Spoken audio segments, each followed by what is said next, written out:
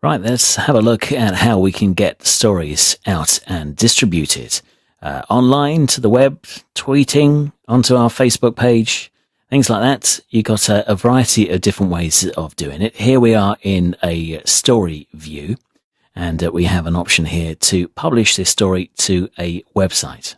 And that will go off and do that, but you do have to first set it up. To do that, into Settings, News Database Settings, and over here, Web OCP tab right at the top.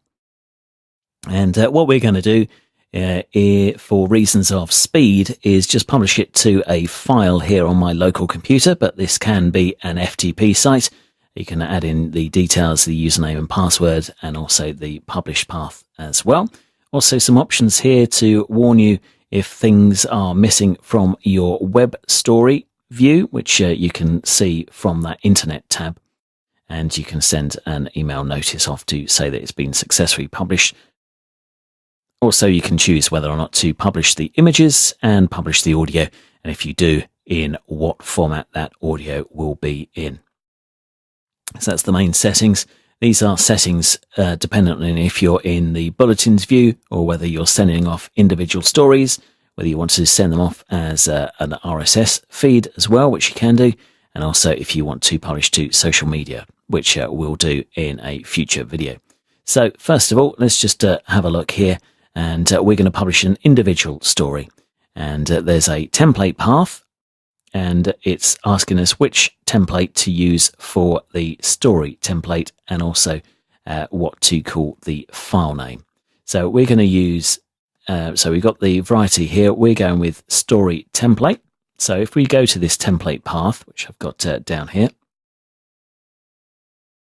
and story template is what we're going to use. We can just double click on that to see. And so this is what it will look like, red with P squared news at the top here.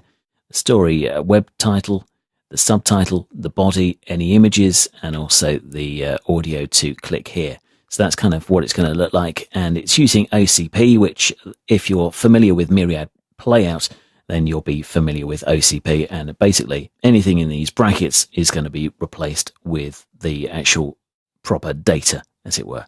So let's just minimize this back down, and we'll minimize that down, and we'll publish this individual story. So it's going to save it into news, story, and then the story number. And so if we click on that, publish this story to the website, and it goes off and does it. So story 664 is the actual number, and you can see here what it's added in. And so it's done it to our P squared news web. So it's taken our title, subtitle, the body, the picture is in there, and you can click here to hear the news, and you can see down at the bottom there it says MP3, and so it's created an MP3 of the audio that's been associated with that. If we didn't want to send the audio, then we can go back here and go into our news database settings and just change that so that it doesn't publish images, doesn't publish any audio.